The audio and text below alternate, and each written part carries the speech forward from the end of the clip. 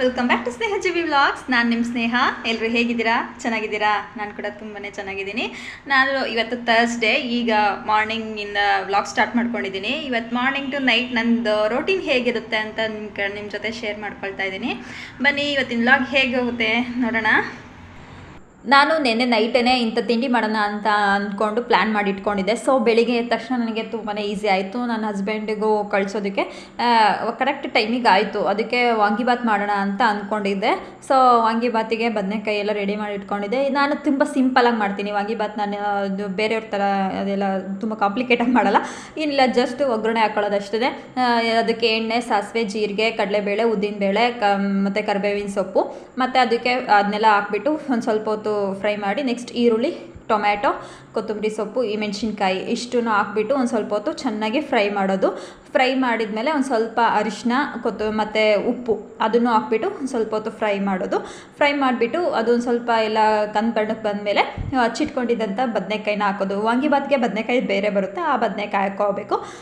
ಹಾಕ್ಕೊಂಡ್ಬಿಟ್ಟು ಅದನ್ನು ಚೆನ್ನಾಗಿ ಸಾಫ್ಟ್ ಆಗಬೇಕು, ಅಲ್ಲಿವರೆಗೂ ಫ್ರೈ ಮಾಡಬೇಕು. ಇದನ್ನು ಸಾಫ್ಟ್ ಆಗಬೇಕು ಅಂದರೆ ಒಂದು ಸ್ವಲ್ಪ ಒಂದು 2 ನಿಮಿಷ ಕ್ಲೋಸ್ ಮಾಡಿಬಿಟ್ರೆ ಲಿಡ್ನ, ಚೆನ್ನಾಗಿ ಸಾಫ್ಟ್ ಆಗುತ್ತೆ ಬದನೆಕಾಯಿ.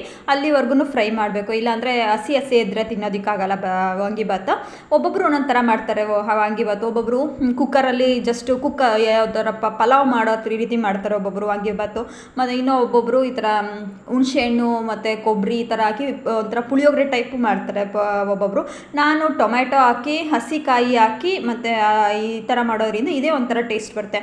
ನನಗೆ ಇದೇ ಟೇಸ್ಟೇ ಇಷ್ಟ ಆಗೋದು. ಸೊ ನಾನು ಯಾವಾಗಲೂ ಇದೇ ಥರನೇ ಮಾಡೋದು. ನಮ್ಮ ಮನೆಯವ್ರಿಗೂ ಇದೇ ಇಷ್ಟ ಆಗುತ್ತೆ. ತುಂಬಾ ಟೇಸ್ಟಿಯಾಗಿತ್ತು ವಾಂಗಿಬಾತು. ನೋಡ್ತಾ ಇದ್ದೀರಲ್ಲ ಎಷ್ಟು ಚೆನ್ನಾಗಾಗಿದೆ ಅಂತೇಳಿ ನೀವೇ. ಅದಕ್ಕೆ ಆಮೇಲೆ ಒಂದು ಸ್ವಲ್ಪ ಗೊಜ್ಜೆಲ್ಲ ಆದಮೇಲೆ ಸ್ವಲ್ಪ ಹೊತ್ತು ಆರಿಬಿಟ್ಬೇಕು. ನಾನು ಅನ್ನ ಸೈಡಲ್ಲಿ ಮಾಡಿಟ್ಕೊಂಡಿದ್ದೆ ಆಲ್ರೆಡಿನೇ. ಅದನ್ನು ಚೆನ್ನಾಗಿ ಅಗ್ಗಗಳಿರೋ ಅನ್ನ ಹಾಕ್ಬಿಟ್ಟು ಕಲಸಿದ್ರೆ ತುಂಬಾ ಚೆನ್ನಾಗಿರುತ್ತೆ. ನಾನು ಮಾಡಿಟ್ಕೊಂಡು ಒಂದು ಸ್ವಲ್ಪ ಹೊತ್ತು ಆರಿಟ್ಕೊಂಡಿದ್ದೆ ಆಲ್ರೆಡಿ ಅನ್ನನ. ಅದನ್ನೇ ಹಾಕ್ಬಿಟ್ಟು ಈಗ ಕಲಿಸ್ತಾ ಇದ್ದೀನಿ. ಕಲಿಸ್ಬಿಟ್ಟು ಇದನ್ನು ಒಂದು ಸ್ವಲ್ಪ ಹೊತ್ತು ಆರಿಟ್ಬಿಟ್ರೆ ಅದು ಸ್ವಲ್ಪ ತಣ್ಣಗಾಗ್ಬಿಟ್ರೆ ತಿನ್ನೋದಕ್ಕೆ ತುಂಬಾ ಟೇಸ್ಟ್ ಇರುತ್ತೆ. ಬಿಸಿ ಇರೋದಕ್ಕಿಂತ ಇದು ಸ್ವಲ್ಪ ವಾಂಗಿಬಾತು ಮತ್ತು ಪುಳಿಯೋಗರೆ ಎರಡೂ ಒಂದು ಸ್ವಲ್ಪ ಆರಿದ ಮೇಲೆ ತಿನ್ನಬೇಕು, ಆವಾಗ ಟೇಸ್ಟ್ ಸಖತ್ತಾಗಿರುತ್ತೆ. ಸುಮ್ಮನೆ ನೀವು ಆಮೇಲೆ ಗಾರ್ನಿಷಿಂಗ್ಗೆ ಮೇಲ್ಗಡೆ ಒಂದು ಸ್ವಲ್ಪ ಕೊತ್ತಂಬರಿ ಸೊಪ್ಪು ಹಾಕೊಂಡೆ. ನೆಕ್ಸ್ಟು ನನ್ನ ಹಸ್ಬೆಂಡಿಗೆ ಆಲ್ರೆಡಿ ಟೈಮ್ ಆಗ್ತಿತ್ತು. ಸೊ ಅವರಿಗೆ ಬಾಕ್ಸಿಗೆ ಹಾಕ್ಕೊಡೋಣ ಅಂತೇಳ್ಬಿಟ್ಟು ಇಲ್ಲಿ ಅವರಿಗೂ ಬಾಕ್ಸಿಗೆ ಹಾಕ್ಕೊಡ್ತಾ ಇದ್ದೀನಿ. ಅದು ಬಿಸಿ ಇರುತ್ತಲ್ವ, ಅದಕ್ಕೆ ಒಂದು ಸ್ವಲ್ಪ ಒಂದು 5 ನಿಮಿಷ ಮುಂಚೆನೇ ಬಾಕ್ಸಿಗೆ ಹಾಕ್ಬಿಟ್ಟು ಆರಿಟ್ಬಿಡ್ತೀನಿ. ಇಲ್ಲಾಂದರೆ ಅದು ಬಿಸಿ ಇದ್ದರೆ ಬಾಕ್ಸಿಗೆ ಮುಚ್ಚಿಟ್ಟು ಕಳಿಸಿದಾಗ ಒಂದು ಸ್ವಲ್ಪ ಒಂದೆಲ್ಲ ಹಾಟ್ ಬಾಕ್ಸಲ್ಲಿ ನೀರು ಬರುತ್ತಲ್ಲ, ಆ ಥರ ಎಲ್ಲ ಬಂದಿರುತ್ತೆ. ಅದಕ್ಕೆ ನಾನು ಹಾಕ್ಬಿಟ್ಟು ಒಂದು 5 ನಿಮಿಷ ಆರಿಟ್ಬಿಡ್ತೀನಿ. ಆರಿಟ್ಬಿಟ್ರೆ ಚೆನ್ನಾಗಿರುತ್ತೆ ಮಧ್ಯಾಹ್ನ ತಿನ್ನೋದಕ್ಕೆ.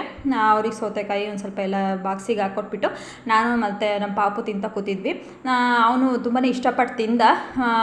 ಸ್ವಲ್ಪ ಹೊತ್ತು ತಿಂದಾದಮೇಲೆ ನೆಕ್ಸ್ಟ್ ನಮಗೆ ಕೆಲಸ ಇದ್ದೇ ಇರುತ್ತಲ್ವ ಮಕ್ಳದ್ದು, ನೋಡಿದ್ದೀರಾ ಅವರೆಲ್ಲ ಹರಡ್ಕೊಂಡು ಬಂದಿರ್ತಾರೆ. ಅದನ್ನೆಲ್ಲ ನಾವು ಕ್ಲೀನ್ ಮಾಡೋದೇ ಸರಿ ಹೋಗುತ್ತೆ.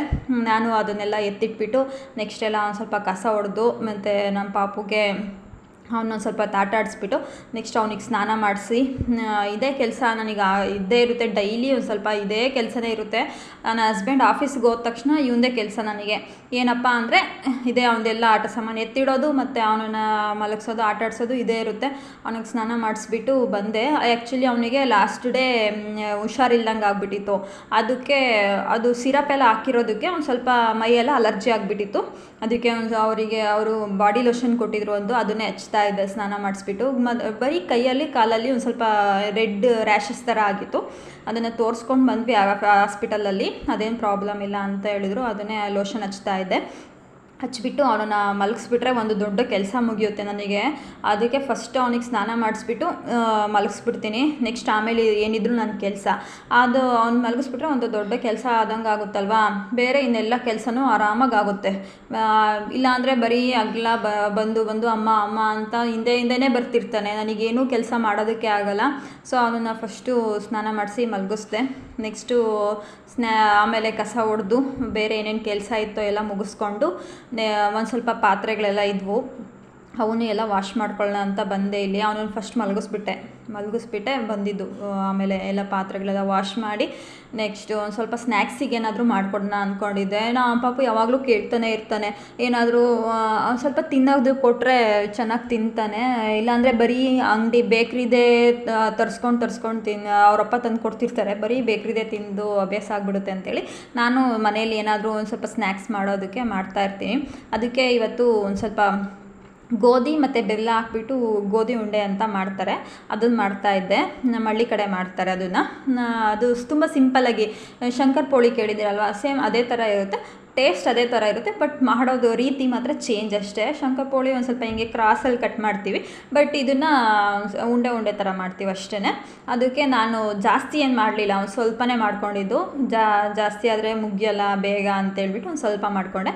ಅದಕ್ಕೆ ಒಂದು ಕಪ್ಪು ಗೋಧಿ ಹಿಟ್ಟು, ನೆಕ್ಸ್ಟು ಅದಕ್ಕೆ ಅಳತೆಗೆ ತಕ್ಕನಲ್ಲಿ ಒಂದು ಮುಕ್ಕಾಲು ಭಾಗ ಬೆಲ್ಲ ಇರುತ್ತಲ್ವ, ಕರಿ ಬೆಲ್ಲ ಹಾಕೋದು ನಾವು, ಅಂದರೆ ಕಪ್ಪು ಬೆಲ್ಲ ಹಾಕಿದರೆ ಟೇಸ್ಟ್ ಚೆನ್ನಾಗಿ ಬರುತ್ತೆ. ನೀವು ಯಾವುದೇ ಸ್ವೀಟ್ಗಾಗಲಿ ಏನೇ ಮಾಡಿದ್ರೆ ಜಾಸ್ತಿ ಕಪ್ಪು ಬೆಲ್ಲ ಬಳಸಿ ಬಿಳಿ ಬೆಲ್ಲಕ್ಕಿಂತ, ಆವಾಗ ಟೇಸ್ಟ್ ಸಖತ್ತಾಗಿರುತ್ತೆ. ಆ ಕಪ್ಪು ಬೆಲ್ಲನ ಚೆನ್ನಾಗಿ ಪುಡಿ ಮಾಡಿಕೊಂಡು ಒಂದು ಕಡೆ ನೀರು ಹಾಕ್ಬಿಟ್ಟು ಅದನ್ನು ಕರಗಿಸೋಕೆ ಇಟ್ಬಿಟ್ಟು ನೆಕ್ಸ್ಟ್ ಅದಕ್ಕೆ ಏಲಕ್ಕಿ, ಒಂದು ಸ್ವಲ್ಪ ಏಲಕ್ಕಿ ಕುಟ್ಕೊಂಡು ಏಲಕ್ಕಿ ಪುಡಿನೂ ಹಾಕ್ಕೊಂಡು ಅದು ಕರಗಿಸಿಟ್ಟಿರ್ತೀವಲ್ಲ ನೀರು, ಅದು ಬೆಲ್ಲದ ನೀರು ಹಾಕ್ಬಿಟ್ಟು ಕಲಸಿಡೋದು ಅಷ್ಟೇ. ಅದನ್ನು ಚೆನ್ನಾಗಿ ಅಂದರೆ ಸಾಫ್ಟ್ ಆಗೋವರೆಗೂ ಚೆನ್ನಾಗಿ ಮಿದಿಬೇಕು. ಹಿಟ್ಟನ್ನು ಚೆನ್ನಾಗಿ ಮಿದ್ದು ಕಲಸಿಟ್ರೆ ತುಂಬ ಸಾಫ್ಟಾಗಿ ಚೆನ್ನಾಗಿ ಬರ್ತವೆ ಗೋಧಿ ಉಂಡೆ. ಅದಕ್ಕೆ ನಾನು ಕಲಸಿಟ್ಟು ಒಂದು 2 ನಿಮಿಷ ಬಿಟ್ಬಿಟ್ಟು ನೆಕ್ಸ್ಟು ಇಲ್ಲಿ ಉಂಡೆ ಮಾಡ್ಕೊಳ್ತಾ ಇದ್ದೀನಿ. ಉಂಡೆ ಏನಿಲ್ಲ, ತುಂಬ ಸಿಂಪಲಾಗಿ ಮಾಡ್ಕೊಳ್ತಾ ಇದ್ದೀನಿ. ಈ ಥರ ಹಿಂಗೆ ಜಾಲ್ರ ಇರುತ್ತಲ್ವ, ಎಣ್ಣೆದು ಜಾಲ್ರ, ಅದನ್ನು ಆ ಥರ ಹಿಂಗೆ ಸುಮ್ಮನೆ ಹಿಂಗೆ ರೌಂಡಾಗಿ ಮಾಡ್ಕೊಂಡ್ರೆ ಒಂಥರ ಶೇಪ್ ಚೆನ್ನಾಗಿ ಬರುತ್ತೆ ಅಂತ ಆ ಥರ ಮಾಡ್ಕೊಳ್ತಾ ಇದ್ದೆ. ಮತ್ತು ನೋಡೋದಕ್ಕೂ ಚೆನ್ನಾಗಿ ಕಾಣಿಸ್ತಾ ಇತ್ತು ಆ ರೀತಿ ಮಾಡಿಕೊಂಡ್ರೆ, ಅದಕ್ಕೆ ಆ ರೀತಿ ಮಾಡಿಕೊಂಡೆ. ನೀವು ಯಾವ ರೀತಿ ಬೇಕೋ ಆ ರೀತಿ ಮಾಡ್ಕೋಬೋದು, ಇಲ್ಲ ಬರೀ ಉಂಡೆ ಥರ ಮಾಡ್ಕೊಳ್ತೀವಿ ಅಂದರೆ ಉಂಡೆ ಥರನೂ ಮಾಡ್ಕೋಬೋದು, ಇಲ್ಲ ಈ ರೀತಿ ಮಾಡ್ಕೊಳ್ತೀನಿ ಅಂದರೆ ಈ ರೀತಿನೂ ಆದರೂ ಮಾಡ್ಕೋಬೋದು. ನಾನು ಏನಂದರೆ ಮಕ್ಕಳಿಗೆ ಅಟ್ರ್ಯಾಕ್ಟ್ ಆಗುತ್ತೆ ಮತ್ತು ಅವ್ರಿಗೆ ತಿನ್ನೋದಕ್ಕೂ ಒಂದು ಸ್ವಲ್ಪ ಇಷ್ಟಪಟ್ಟು ತಿಂತಾರೆ ಅನ್ನೋದಕ್ಕೆ ಒಂದು ಸ್ವಲ್ಪ ಚಾಕ್ಲೇಟ್ ಥರ ಕಾಣುತ್ತೆ ಅಂತ ಆ ಥರ ಮಾಡಿದೆ. ನಮ್ಮ ಪಾಪು ಅದನ್ನು ನೋಡಿಬಿಟ್ಟು ಮಾಡಿದ್ಮೇಲೆ ಒಂದು ಸ್ವಲ್ಪ ಚಾಕ್ಲೇಟ್ ಥರ ಚೀಪ್ಕೊಂಡು ತಿಂತಾಯಿದ್ದ. ಆ ರೀತಿ ಮಾಡಿದಕ್ಕೂ ಒಂದು ಸ್ವಲ್ಪ ಒಳ್ಳೆಯದಾಯಿತು ಅಂತ ಅಂದ್ಕೊಂಡೆ. ಮಕ್ಕಳು ಅದೇ ಥರ ಅಲ್ವ, ಏನಾದರೂ ಒಂದು ಸ್ವಲ್ಪ ಅಟ್ರಾಕ್ಟಿವ್ ಕಾಣಬೇಕು ಅವರಿಗೆ, ಆವಾಗ ತಿಂತಾರೆ. ಅದಕ್ಕೆ ನಾನು ಈ ರೀತಿ ಮಾಡಿದ್ದು. ತುಂಬಾ ಚೆನ್ನಾಗಿ ಬಂದಿತ್ತು ಅದು ಸ್ವೀಟು ಕೂಡ, ಮತ್ತು ಬೆಲ್ಲ ಹಾಕಿದ್ನಲ್ಲ ಹಾಗಾಗಿ ಸ್ವೀಟ್ ಚೆನ್ನಾಗಿತ್ತು. ಇಲ್ಲಿ ಎಣ್ಣೆ ಹಚ್ಕೊಳ್ಳೋಣ ಅಂತ ಬಂದೆ. ಏನೋ ಹೇಳ್ತಿದ್ದ, ಅಮ್ಮ ABC ಬರಿತೀನಿ ನೋಡು ಅಂತ ಹೇಳ್ತಿದ್ದ.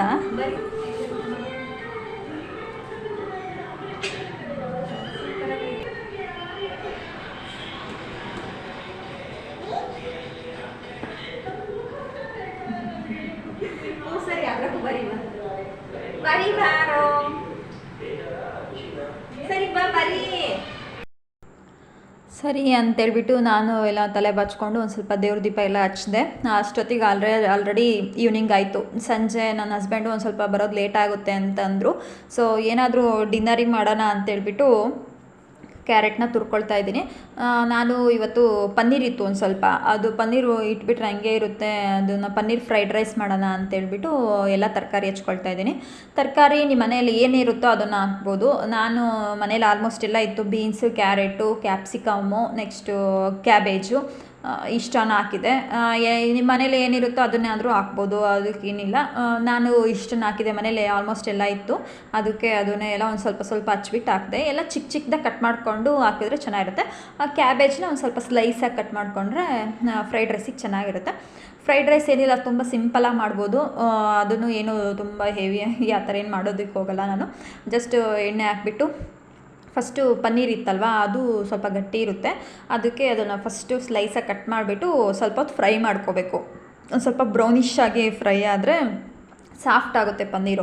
ಆ ಪನ್ನೀರ್ ಸಾಫ್ಟ್ ಆಗುತ್ತೆ ಮತ್ತು ಚೆನ್ನಾಗಿ ಬೆಂದಿರುತ್ತೆ, ಆವಾಗ ತಿನ್ನೋದಕ್ಕೆ ಚೆನ್ನಾಗಿರುತ್ತೆ. ಒಂದು ಸ್ವಲ್ಪ ಬ್ರೌನಿಶ್ ಆಗೋವರೆಗೂ ಫ್ರೈ ಮಾಡಿಕೊಂಡು ನೆಕ್ಸ್ಟ್ ಅದನ್ನು ಒಂದು ಸ್ವಲ್ಪ ತಣ್ಣೀರಲ್ಲಿ ಅದ್ದಬೇಕು. ತಣ್ಣೀರಲ್ಲಿ ಅದ್ದಿ ತೆಗೆದ್ರೆ ಇನ್ನೂ ಸಾಫ್ಟಾಗಿರುತ್ತೆ ಪನ್ನೀರು. ಸೊ ಅದಕ್ಕೆ ನಾನು ಈ ಥರ ತಣ್ಣೀರಲ್ಲಿ ಅದ್ಬಿಟ್ಟು ತೆಗೆದಿಟ್ಟು ನೆಕ್ಸ್ಟ್ ಆಮೇಲೆ ಕಟ್ ಮಾಡ್ತೀನಿ. ಚಿಕ್ಕ ಪೀಸಲ್ಲಿ ಕಟ್ ಮಾಡಿದ್ರೆ ತಿನ್ನೋದಕ್ಕೆ ಚೆನ್ನಾಗಿ ಸಿಗುತ್ತೆ ಪನ್ನೀರು ಫ್ರೈಡ್ ರೈಸಲ್ಲಿ. ಅದಕ್ಕೆ ಚಿಕ್ಕದಾಗೆ ಕಟ್ ಮಾಡ್ಕೊಳ್ತಾ ಇದ್ದೆ.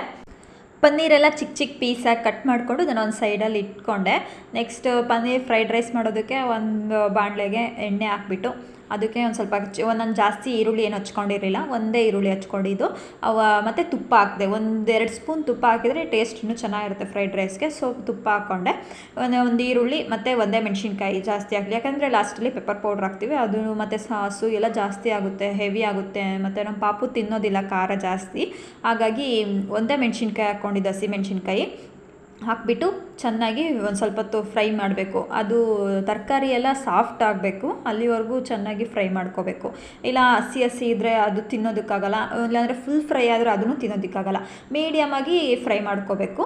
ಸ್ವಲ್ಪ ಅದಕ್ಕೆ ರುಚಿಗೆ ತಕ್ಕಷ್ಟು ಉಪ್ಪು ಹಾಕ್ಕೊಂಡು ಫ್ರೈ ಆದಮೇಲೆ ಅದಕ್ಕೆ ಅನ್ನನ ಆಲ್ರೆಡಿ ನಾನು ಮಾಡಿಟ್ಕೊಂಡಿದ್ದೆ ಸೈಡಲ್ಲಿ, ಅದನ್ನು ಚೆನ್ನಾಗಿ ಆರಿಸಿರಬೇಕು. ಅದು ಆಗಾಗಿದ್ರೆ ಚೆನ್ನಾಗಿರುತ್ತೆ. ಅದನ್ನು ಅನ್ನ ಹಾಕ್ಕೊಂಡ್ಬಿಟ್ಟು ಅದ್ರ ಮೇಲ್ಗಡೆ ಒಂದು ಸ್ಪೂನಷ್ಟು soya sauce, next 1 spoon pepper powder ಹಾಕ್ಕೊಂಡು ಅದ್ರ ಮೇಲೆ ಫ್ರೈ ಮಾಡಿಟ್ಕೊಂಡಿದ್ನಲ್ಲ ಅದನ್ನು ಪನ್ನೀರೆಲ್ಲ ಹಾಕ್ಬಿಟ್ಟು ಆಮೇಲೆ ಚೆನ್ನಾಗಿ ಹೈ ಫ್ಲೇಮ್ ಇಟ್ಕೊಂಡು 1-2 ಸಲ ಕ್ಲೀನಾಗಿ ಎಲ್ಲ ಮಿಕ್ಸ್ ಮಾಡಿಬಿಟ್ರೆ, ಚೆನ್ನಾಗಿ ಮಿಕ್ಸ್ ಮಾಡ್ಕೊಂಬಿಟ್ರೆ ಪನ್ನೀರ್ ಫ್ರೈಡ್ ರೈಸ್ ರೆಡಿ ಆಗುತ್ತೆ. ಟೇಸ್ಟ್ ಮಾತ್ರ ತುಂಬಾ ಚೆನ್ನಾಗಾಗಿತ್ತು. ನಮ್ಮ ಪಾಪು ಅಂತೂ ತುಂಬ ಇಷ್ಟಪಟ್ಟು ತಿಂದ. ಅವನು ಪನ್ನೀರಂತೂ ನಾನು ಫಸ್ಟ್ ಟೈಮ್ ತಿಂದಿದ್ದು. ಫಸ್ಟೆಲ್ಲ ಅಂದರೆ ಚಿಕ್ಕ ಮಗು ಇದ್ನಲ್ಲ, ಹಾಗಾಗಿ ನಾವು ಕೊಡ್ತಿರ್ಲಿಲ್ಲ ಜಾಸ್ತಿ, ಮತ್ತು ಅವನು ತಿಂತಿರಲಿಲ್ಲ.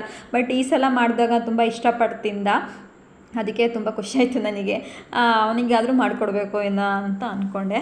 ಇಷ್ಟೇ, ತುಂಬ ಚೆನ್ನಾಗಾಗಿತ್ತು ಪನ್ನೀರ್ ಫ್ರೈಡ್ ರೈಸು. ನೆಕ್ಸ್ಟು ಹಂಗೆ ಅದು ಫ್ರೈಡ್ ರೈಸ್ ಜೊತೆಗೆ ಬರೀ ಏನು ಅಂತೇಳ್ಬಿಟ್ಟು 1-2 ಎಗ್ ಬೇಯಿಸ್ಬಿಟ್ಟು ಕೊಟ್ಟೆ. ಇಷ್ಟ ಆಗಿತ್ತು ಇವತ್ತಿನ ದಿನ. ಸಿಗೋಣ ನೆಕ್ಸ್ಟ್ ವ್ಲಾಗಲ್ಲಿ. ಈ ವಿಡಿಯೋ ಇಷ್ಟ ಆದರೆ ಪ್ಲೀಸ್ ಒಂದು ಲೈಕ್ ಮಾಡಿ, ಶೇರ್ ಮಾಡಿ, ನಮ್ಮ ಚಾನಲ್ನ ಸಬ್ಸ್ಕ್ರೈಬ್ ಮಾಡಿ. ಸಿಗೋಣ ನೆಕ್ಸ್ಟ್ ವ್ಲಾಗಲ್ಲಿ. ಬಾಯ್ ಬಾಯ್.